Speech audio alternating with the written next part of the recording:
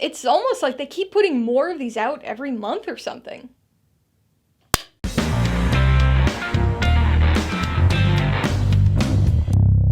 Hey everybody, welcome to Mainely Movies. I released part 1 and 2 of this holiday Blu-ray haul already, and now it's time for part 3.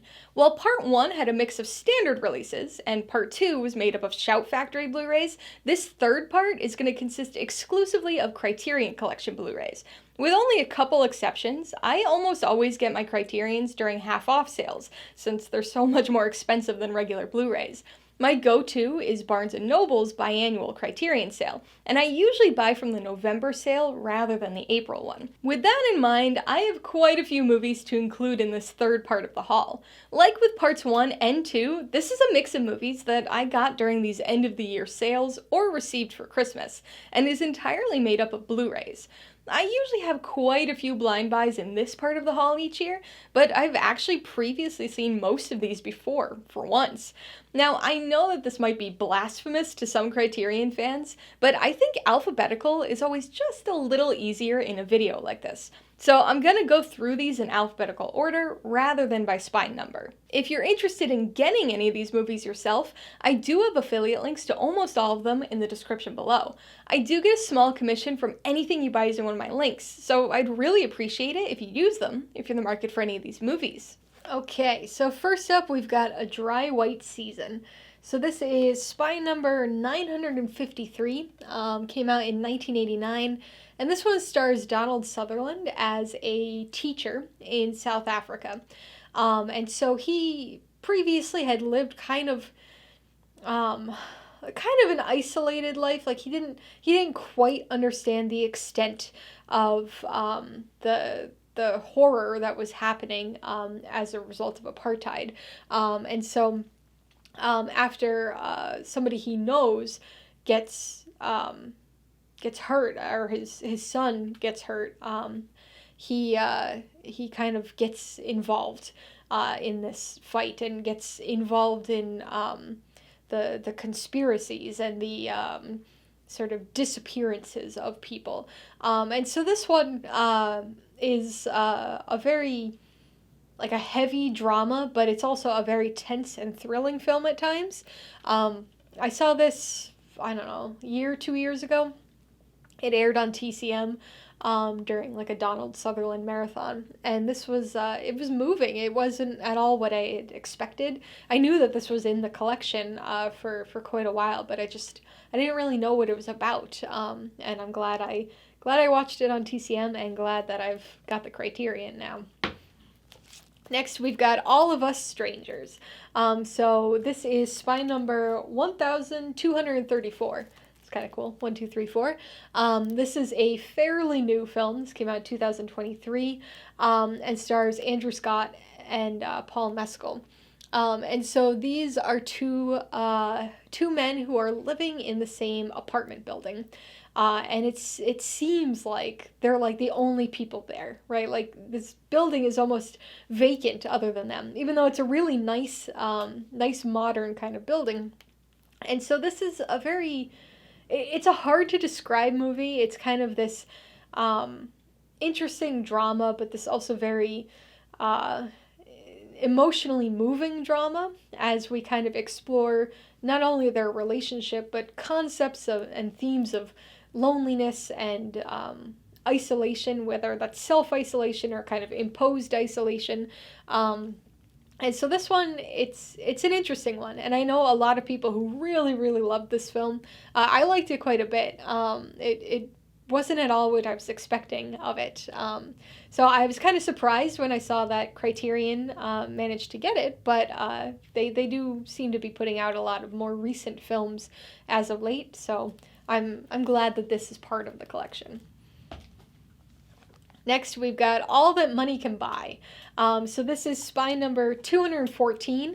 So this one's been in the collection for a while, and I'm not sure why I didn't ever pick it up before, but now I have it. Came out in 1941, directed by William Dieterle. And so this one's an interesting premise, an interesting concept. It's based on a short story that far predates the film. And so it's gone by many names over the years. The other common name that you may or may not recognize is The Devil and Daniel Webster. Um, but anyway, it basically tells the story of this New Hampshire man who has like just constant bad luck, right? His crops fail, his animals die, his wife gets hurt, they have no money, they're barely scraping by. And so he's in this tough situation. And then all of a sudden, this mysterious guy who goes by the name of Mr. Scratch shows up and says that he'll make a deal with him. And so, this guy knows that it's the devil, but he still makes a deal with him and trades his soul for a ton of gold. And so he gets 7 years, I think, to live his life. And at first, he's very kind and like he's helpful to his neighbors and stuff. Like that's who he truly is deep inside and what he had been before he had money, but now he has money, right? So he's kind of this benevolent guy, until he isn't. And money kind of changes him and he becomes this jerk. And then comes time for the devil to collect. Basically there's kind of a trial for his soul. So it's a movie where the premise was really interesting and kind of cool, but the story, the film itself, it was a little drawn out. It had some moments that were a little, I would say, unnecessarily slow. But it's still a good film. I'm glad I have it. I'm glad I watched it. I wish it had a little more, I don't know, I wish it moved a little bit more. Next we've got Au revoir l'enfance. So this is spine number 330, 1987 film, and this is another one that I had been aware of.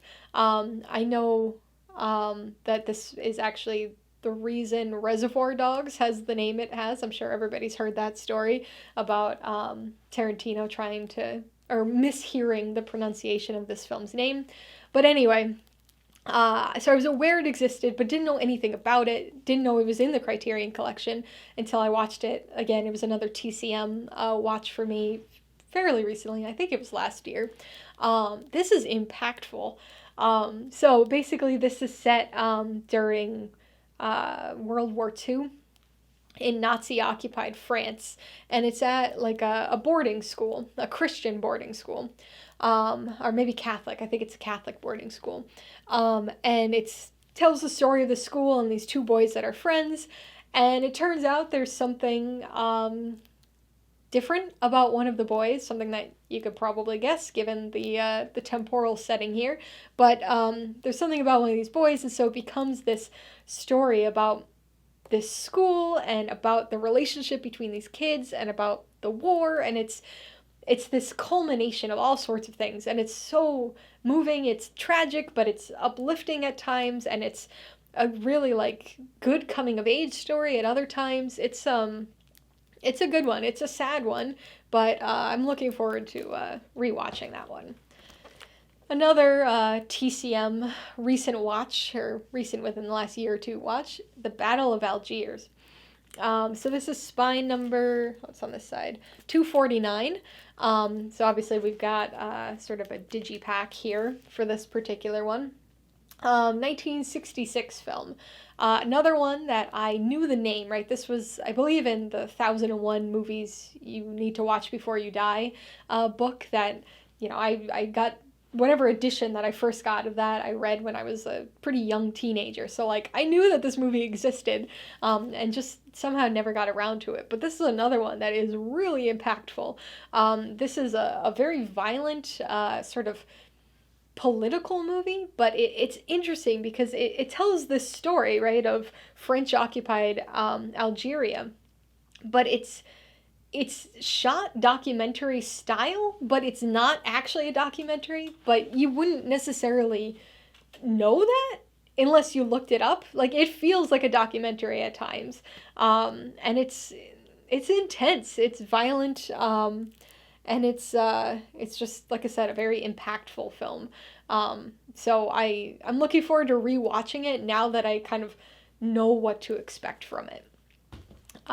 Next we've got Desert Hearts. So this is number 902 in the Criterion Collection, 1985 film. And this one is another one that I caught on TCM back in June, I think. It was during Pride Month, right? So this tells the story. It's set in 1959. Tells the story of this woman. This I think she's a professor at a college in New England somewhere. She's trying to get divorced from her husband. Back then, it wasn't as easy to get divorced as it is now, and so she had to go to Reno, Nevada, to get this to happen, right? And so in order to file for divorce in Reno, you have to, at the time, had to stay there for a certain length of time to be a resident or something. So anyway, she's living on this ranch in Nevada with a bunch of other women who are also trying to get divorces. And so she's there as part of this this divorce process, but the woman who owns the ranch has a daughter in her early 20s, so quite a bit younger than the main character. But they form a connection, and a relationship grows from that, and it's kind of this. It's a romantic drama, but it's different than you'd maybe necessarily expect. It doesn't have, I don't know how to describe it, but it's different from, I think, what it sounds like it's going to be. It's more subtle, it's more this kind of slow burn relationship development kind of story. And I was surprised by it and kind of struck by it. And then I saw it was in the collection and not super, 902. It's been in here for a while, and I just didn't know. And so figured I would pick it up. Next, we've got The Last Emperor. So this is spy number 422. This is the 1987 Oscar-winning film, won Best Picture that year, or in 88, the following year. And this is a decade-spanning drama about obviously, the last emperor of China. And so this one, I hadn't been aware of it for a long time, obviously, as an Oscar winning film, Best Picture winning film. And I've been trying to work my way through all the Best Picture films. I only have, a handful, probably 5, 6, 7 left to go. But this was one of the holdouts that I somewhat recently watched. And it's interesting. It's long. It's like almost 3 hours long, but it covers a lot of story, right? It covers from when this emperor was like a toddler all the way through, the war times and when he's no longer the emperor. So this one, glad to pick up the Criterion. Next up, we've got Paper Moon. So this is a very new addition to the Criterion Collection. This is number 1241. So this one came out sometime this past year in Criterion.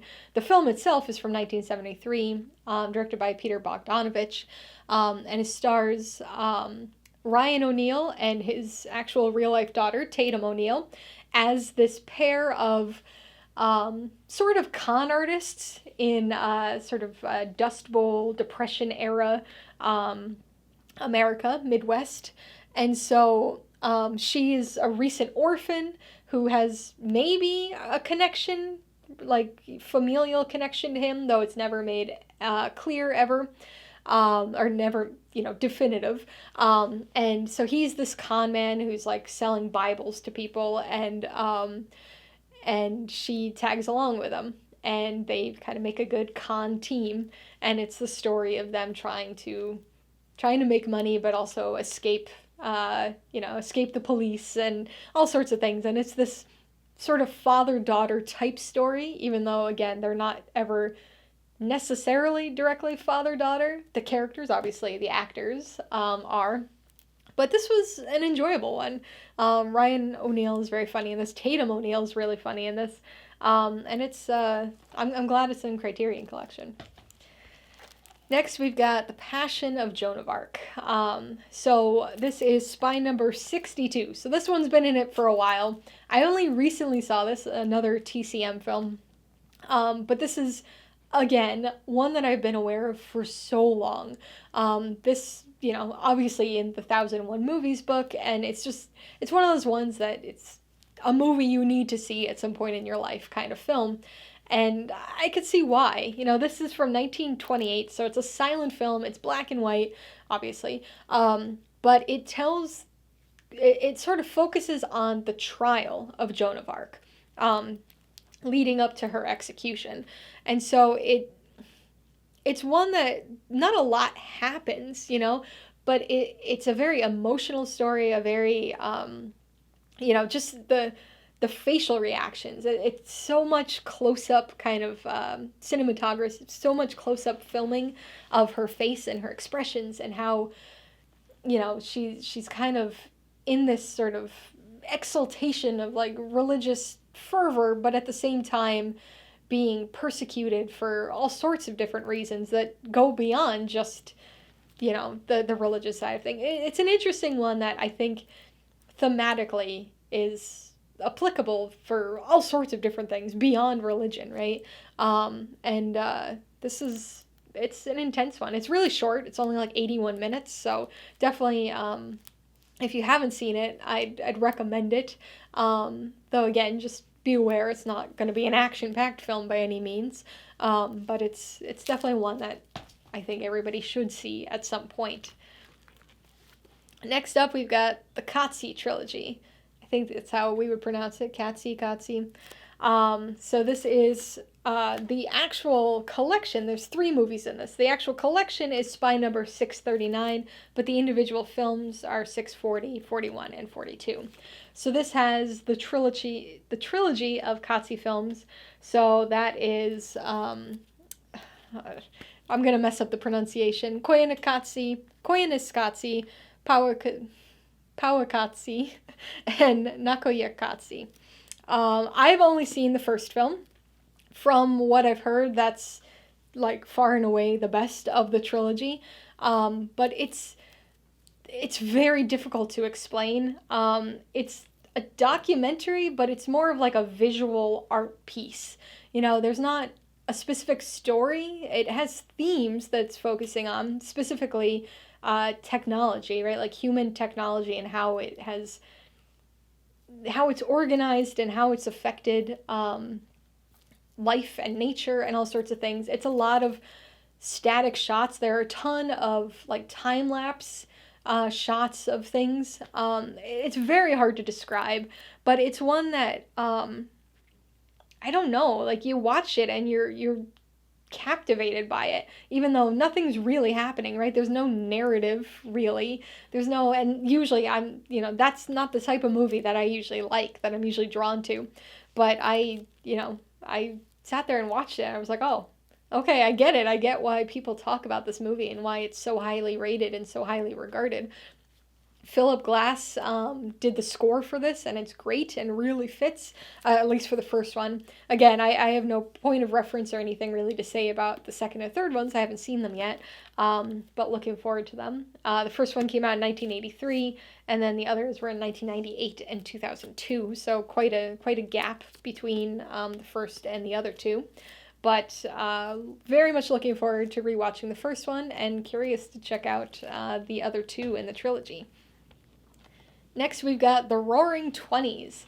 So this is spy number 1208, so a fairly recent edition. I think it must have been 2024 that this one came out. The film itself, though, is from 1939. This is a movie that I had previously seen as well, and one that I really like. So this is directed by Raoul Walsh, Raoul Welsh, and stars James Cagney, but we've also got Humphrey Bogart in there as well.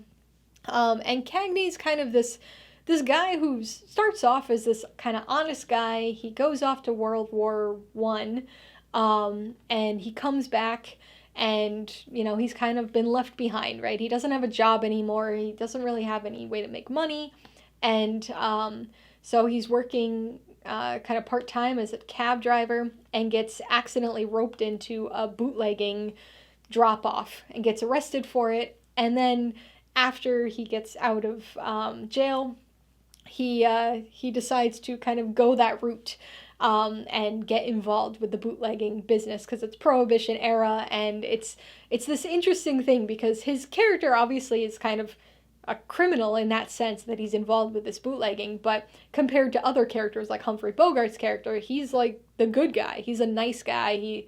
He has good intentions behind everything. He falls in love. He's trying to marry this girl. There's all sorts of stuff going on, but it's one I really like. Gangster film, but with a different sort of twist to it. Next, we've got Rumblefish.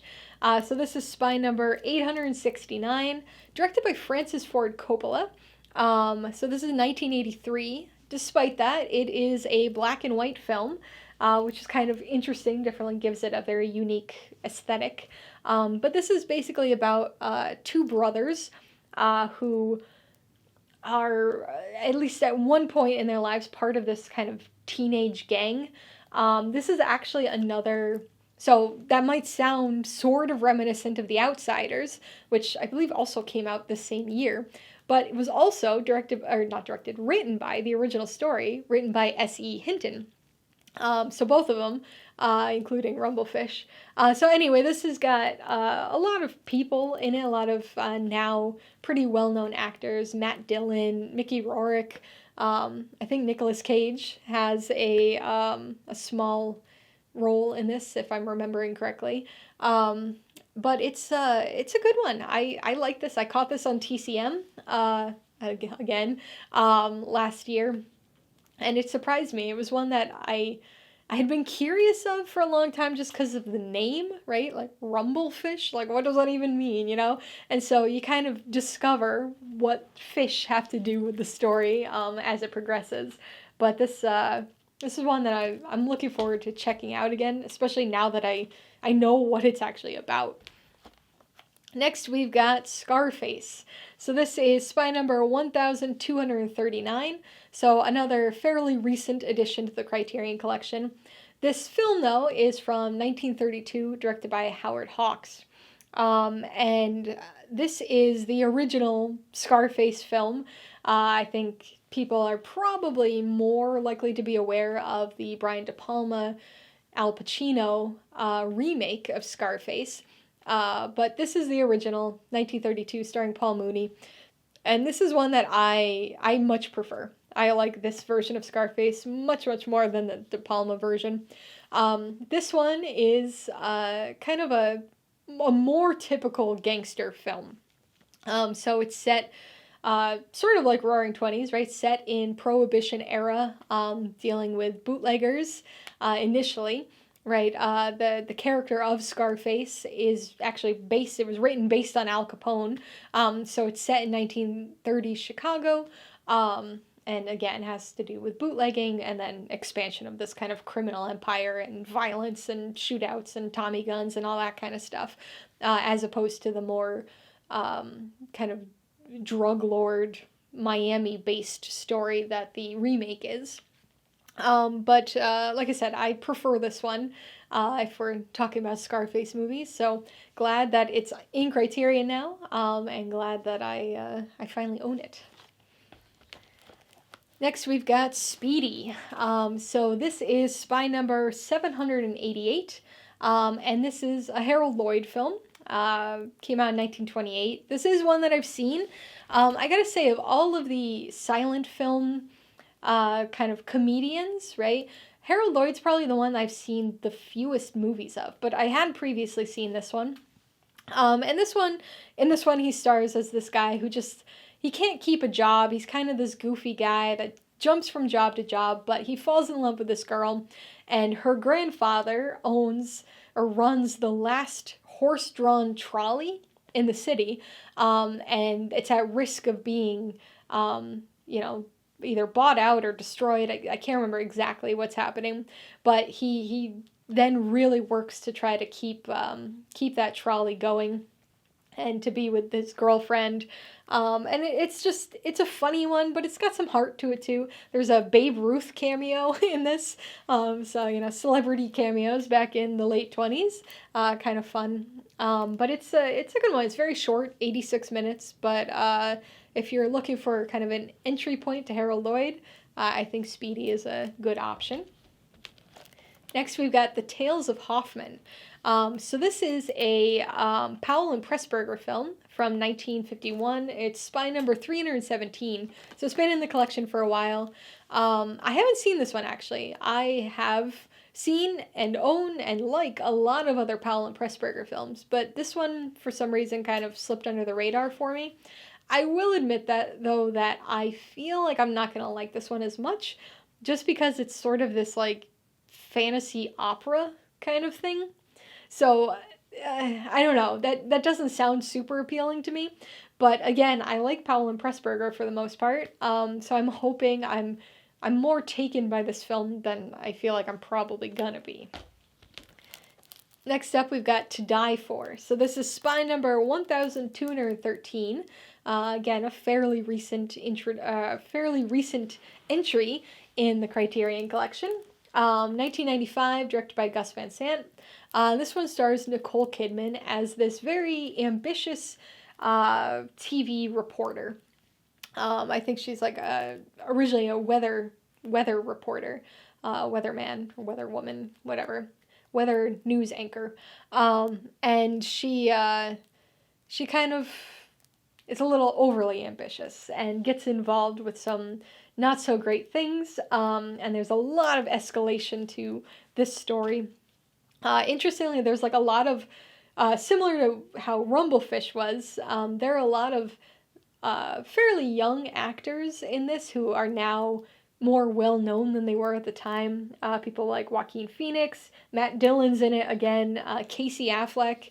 So a lot of actors in the earlier stages of their careers have smaller parts in this movie. And this one is one that I fairly recently saw during the Nicole Kidman TCM marathon, and then it came out on Criterion not long after. So, of course, I had to pick it up. And next we've got Trainspotting. So this is spy number 1204. Again, another fairly recent Criterion release. The movie itself came out in 1996, directed by Danny Boyle. And I have to admit, I have never seen this. It's one that I've been aware of for quite a while, one that I've intended to see, meant to see, have had on the watch list for a long time, but just never got around to. So I know there's got to be more to this story than what I am aware of, but what the parts I know is that it kind of deals with this heroin addict and his life and the people that he's friends with and involved with and various relationships. And it seems like it's going to be, I don't know, my impression is that it's a very drug-based movie, but it's got to be more than that, right? To be as popular and as influential as it is. I know there's something else to it that I have no idea about. So I'm looking forward to seeing that. And, we've got a younger Ewan McGregor in this one. And so I'm really curious to finally checking this one out. All right, so that was part 3 of my 2024 holiday Blu-ray haul. Part 1, which was the regular release portion of the haul, and part 2, which comprised Shout Factory releases, including a lot of Studio Ghibli, are already available. So please give those ones a watch too to see the other movies I got. So did you get any Criterions for the holidays? Seen any of the movies I got? Let me know your thoughts and all your pickups in the comments below. Alright, so if you got some enjoyment, insight, or information out of this haul video, I'd appreciate it if you'd hit that like button. And if you haven't done so already, please hit subscribe if you're at it to see more videos like this, as well as movie reviews. Till next time, this has been Alyssa with Mainely Movies, the way life should be.